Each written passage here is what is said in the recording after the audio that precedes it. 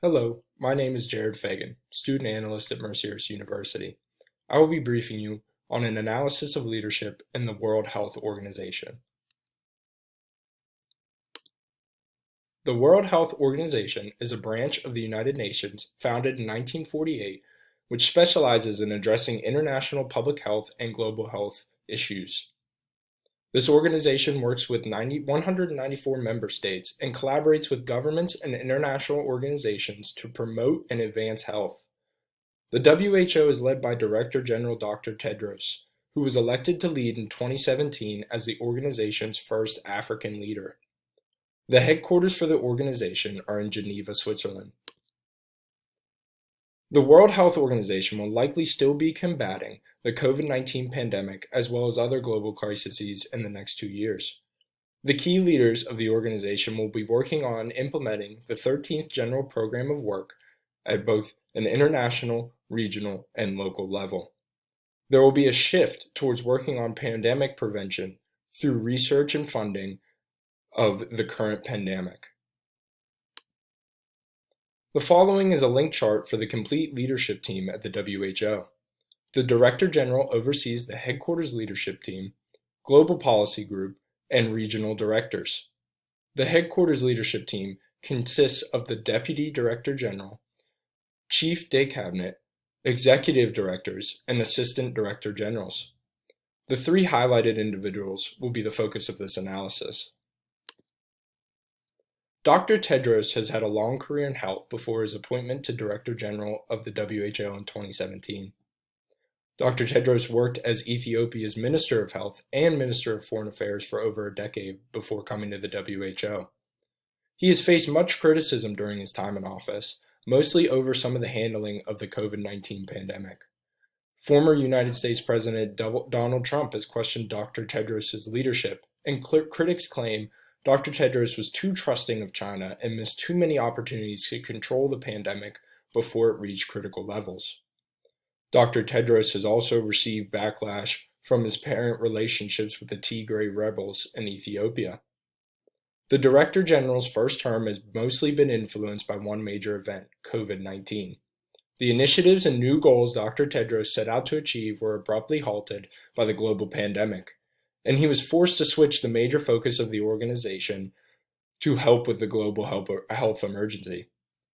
Dr. Tedros' MTBI is estimated to be an ENTJ.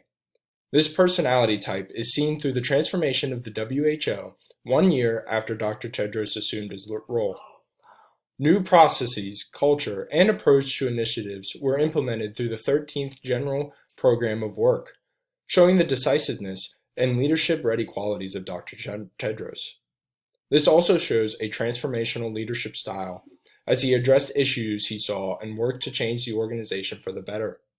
As the voice of the WHO, Dr. Tedros possesses high levels of emotional intelligence and extroversion. Dr. Jakob was appointed to Deputy Director General of the WHO in 2019. She had served as the Director for the European Center for Disease Prevention and Control and other regional leadership positions within the WHO. The appointment of Dr. Jakob raised criticism from within the WHO. An internal complaint to the Ethics Office of the WHO stated Dr. Jakob had abused power in a past position as a regional director of the WHO's European office and carried many allegations of harassment. This way of influence in her teams is not an effective leadership style and most likely caused disdain from many employees of the WHO towards Dr. Jakob's appointment and leadership. She has also been heavily influenced recently by the COVID-19 pandemic. The MTBI estimated for Dr. Jakob is ESTJ, as she is noted as being forceful and matter-of-fact in implementation. As a leader in Geneva, Switzerland, Dr. Jakob is constantly organizing and moving people for projects and initiatives. She's been successful and efficient in all of the global healthcare leadership roles she has possessed. Her leadership style has been questioned with the allegations that she abuses power. Dr. Michael Ryan is an executive director at the WHO who oversees the Health Emergencies Program.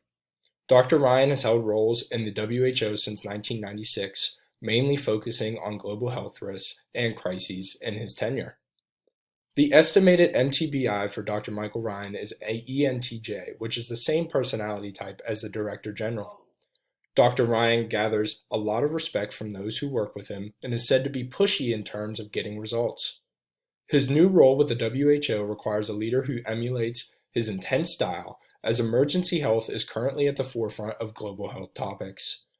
Dr. Ryan possesses a level of extroversion that is utilized in speaking at various conferences, forums, and to leaders of member states in the WHO. The leadership team at the WHO have a collection of individuals who have undergone much schooling in public and global health, medicine, and other health-related fields, and are considered experts. This level of intelligence has elevated them to the positions they hold within the WHO and is something that common citizens and world leaders rely on when discussing world health. The leadership team is extremely confident and determined in their new strategy towards global health.